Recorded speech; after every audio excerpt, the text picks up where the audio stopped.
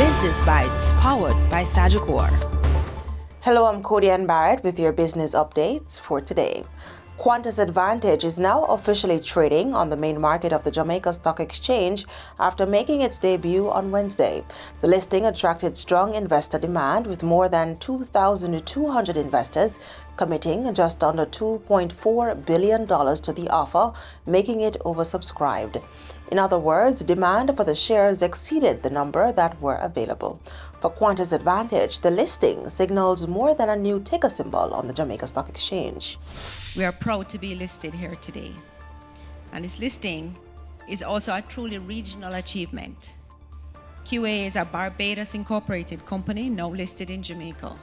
That speaks to the opportunity for deeper collaboration across Caribbean capital markets and to the role that regional capital can play in financing regional growth. Sharp says the company's goal is to connect capital with opportunity by financing businesses and projects through flexible and innovative funding solutions, with plans to expand beyond Jamaica. We have been working with qualified developers to support housing projects, including affordable and middle-income housing. This is especially important to us. It is not simply about construction. It is about improving the housing stock, supporting community development, creating jobs, and contributing to the growth of the Jamaican economy.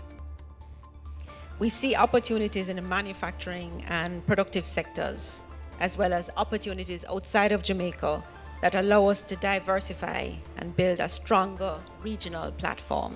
And to its more than 2,200 new shareholders, Sharp had this message.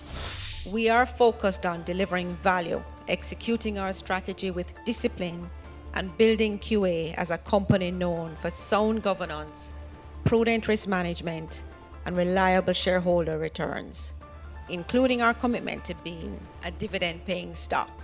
The company's IPO opened on April 22nd and closed on May 21st, with shares offered to the general public at $19.39 each.